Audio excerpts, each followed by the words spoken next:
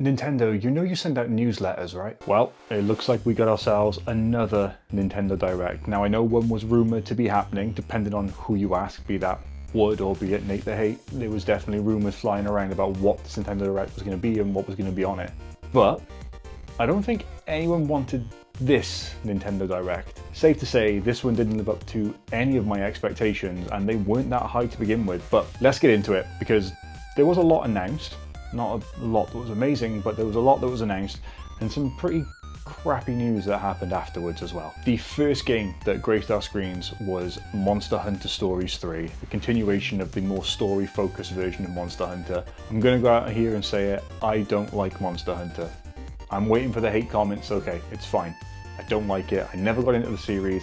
It's not for me, that's not to say that you can't like it.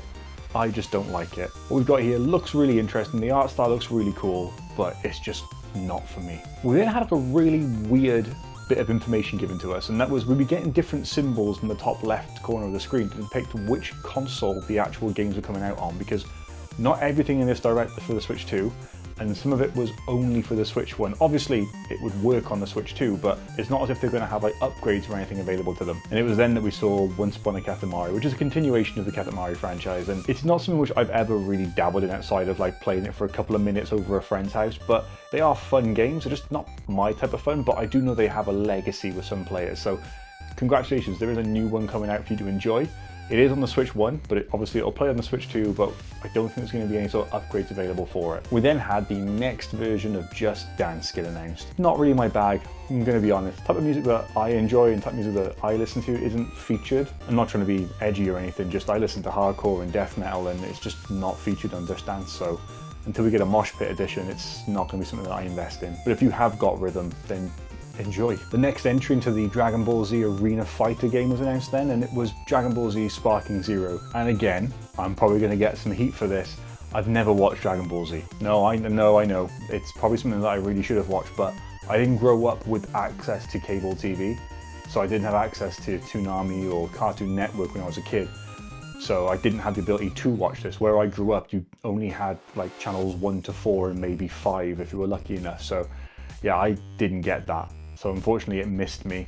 I didn't have access to anything like that. But if you are a Dragon Ball Z fan, then great. I just don't like arena fighters. I just do not get along with it. For me, it's just a no. It's not often that anyone will ever say anything nice about EA. And I'm not gonna start doing that now. However, what I will say is that once upon a time, they did make a really fun little game called Plants vs. Zombies. It was really fun, a really simple puzzle game, loads and loads to do in it. And I really enjoyed sinking time into it. And we're getting a remaster of that with local multiplayer, it looks like, as well. Personally, I love this little advert. It was crazy funny, made me laugh loads, brought back a lot of nostalgia as well. Gonna be looking into that one for sure. EA's FC26 is coming to the Nintendo Switch and Switch 2, and I don't care. I hate football. We then had Pac-Man World 2 Repack, and I felt a little bit uneasy looking at this game because it looks like a good 3D platforming game, but seeing Pac-Man move in that style just does not sit right with me. I don't know why. I don't know if it's because all the nostalgia I have for Pac-Man is linked to him being that 2D little sprite, or in the cartoon that was around as well back in the early days of my life, or even before my life. I can't remember if I ever watched that on videos with this thing before DVDs and discs for you young people out there. But either way, it just makes me feel uneasy seeing him move like this. It does look like it could be a lot of fun though. It's just something that I'm still not used to, like this aspect of Pac-Man. This one was mentioned previously in another Nintendo Direct, but we're getting Final Fantasy Tactics, the Ivalice Chronicles, and I'm really hoping I'm pronouncing that right. I'm sorry to all you Final Fantasy Tactics fans if I got that wrong. It's, again, a tactical RPG game. I can handle JRPGs, I love that, but the tactical side of it does not sit with me. It is something which has always gone a little bit too deep for me. This game is a classic game being brought back with a little bit of a spruced up visual take as well. And if I'm right, I think they're doing the classic version of the graphics as well, so you can chop and change between, which is a really nice touch. And it's always lovely when games can do that because it just gives you that hit of nostalgia. Then also you can just enjoy a new version of that game as well. I think I'm going to be going out of my way to just try and dodge all like the hate comments in this video, if I get any. Because Persona 3 got announced for the Switch, and I'm not even a Persona fan either. It's nice to see it coming back. I know there's a lot of people are asking for it, but yeah, I'm not hyped for it, I'm not excited for it, but if you are, then congratulations, you can now play it on the go. But yeah, for me, it's just not a thing. We were then given a look at the new Hyrule Warriors game, and it looks exactly like another Hyrule Warriors game, chaotic, over the top, loads of people on screen, loads of battling, loads of things to think about. I never enjoyed Hyrule Warriors 1. I'm starting to sound like a massive hater here, I'm not, trust me, it's just, there's not a lot that's coming out at the moment which is really getting me like excited. Hyrule Warrior 1 didn't really sit with me very well. I didn't enjoy the battle style. It kind of felt like it was inconsequential in my eyes, but you know, I'm happy to be wrong with certain things. We get another look at this one now, but one thing that was missing, there was no release date for it. And that's a trend at the moment with the sort of the bigger Nintendo titles, is we don't really know when they're coming out. And as good as this looks in terms of like graphical fidelity and you know how smooth it runs, it doesn't really matter if we don't know when it's actually going to be in our hands. Madden's NFL 26 then got an announcement, which is actually pretty big news given the fact that Madden games have very rarely made it over to Nintendo platforms in recent years. But again, just like football, I don't care about American football either. In fact, I care less about American football. And then we got the weirdest game that I think was announced, and it's called Chillin' by the Fire. And it's a Switch 2 exclusive game where you build a campfire and chill out. You keep stoking the flames, keep the flames going, and you just hang out by the fire. It works with the camera as well, so you can actually see your friends and talk to them that way, and it's cozy, I guess, but definitely a bit weird. I'm not sure why it got so much screen time as well. We then got the announcement that Apex Legends is coming to the Switch 2, so if you're a fan of that, you've now got the ability to play it on the go as well, which is pretty cool considering the fact that Fortnite's on there. It's nice to get another sort of Battle Royale style game like going on there. Hopefully we'll get some from Warzone on there too. Now the last time I mentioned this game, I was super excited and super overwhelmed by how cute it is, and that hasn't changed, and it's hella. We got another look at that.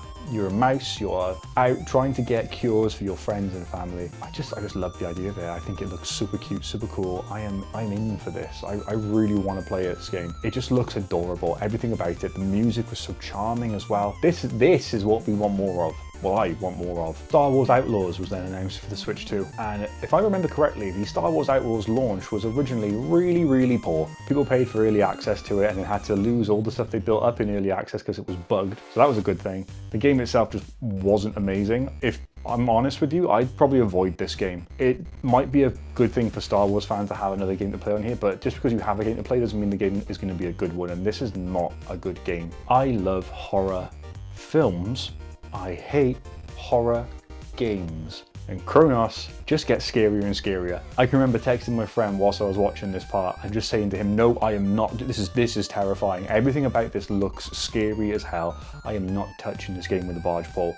It just, the fact that it's on the Switch as well is, one, really cool that it's actually made it over to here and Nintendo's embracing that, but two, no, because that means I can play it in bed where it's dark.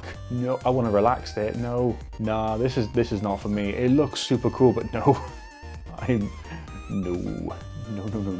Yakuza Kiwami 2 and Yakuza Kiwami 1 are both coming over to the Switch too. I've got no experience with the Yakuza franchise. I don't know where these sort of tie in with them. But if you're a fan of those games, then great, there's some more stuff here for you to play. It looks like they've got quite a big cult following as well. There's like more of the same good stuff that makes the Yakuza games so popular with fans, so I don't think you're going to go wrong by investing in these. We then had a scissor reel pop up with a few games in there. Nothing really that stood out though. One that did sort of catch my eye was Shinobi, because that game looks class, but the rest of it just kind of faded into each other. There was Borderlands 4 in there, which I was pretty surprised that it only got a scissor reel mention and not like a full actual like spot. Not everything can. But yeah, just nothing that really grabbed me. I need to be real for a moment, okay? Square Enix, who the hell is naming your games? The Adventures of Elliot the Millennium Tale? Who thought that was a good idea? That is probably one of the stupidest game names I've ever heard.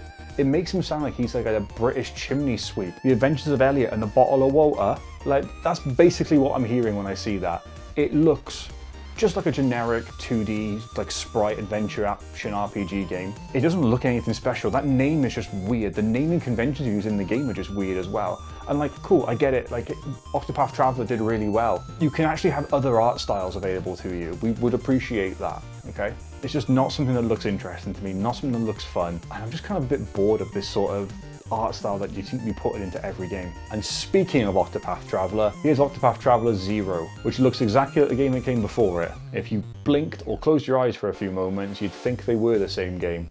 Why would you finish the showcase like this? It's such a weird way. One game of this genre, okay, fine, but to put two of them back to back is just weird. It doesn't get anyone excited, and our final thoughts when we leave this direct is just, I'm still laughing at the stupid name of the game you put before it. But yeah, Octopath Traveler 0 is coming out. If you like the original and the second one, then great, here's a third one for you. But you also might like Elliot and his adventure through the Millennium Tale or whatever the stupid name of it was. Yeah, it's just a really silly way of ending a direct if you ask me. And also, what I wanted to talk about at the start, and I mentioned there was some crummy news, is that Square have said, if you buy this for the Switch 1, there is no upgrade path to the Switch 2. So you have to buy it for the right platform, which is ridiculous. How are we in 2025 putting games on previous gen hardware with no upgrade path to the new generation of hardware? I don't care about game keycards, I don't care what you have to do with these things. It is not fair on the consumers to have that problem put upon them. When the PS5 came out, tons of PS4 games were given upgrades. Now, some were free, some were paid for. People were a little bit irked to pay at the start because Sony had said that everything would be free, but no one particularly batted an eyelid after a while at £10 upgrade fees. I wouldn't particularly care either. It just seems really anti-consumer that you're doing that. I know I'm one small fish in a tiny pond, like no one's going to particularly care about me. I think it's a little bit crap. And that's kind of my sentiment for this whole direct, really. I know partner showcases are never usually like blowout things, but this was just so poor. It really did not get me excited about anything. And the only thing I can take away from it is that Square Enix do not know how to name games.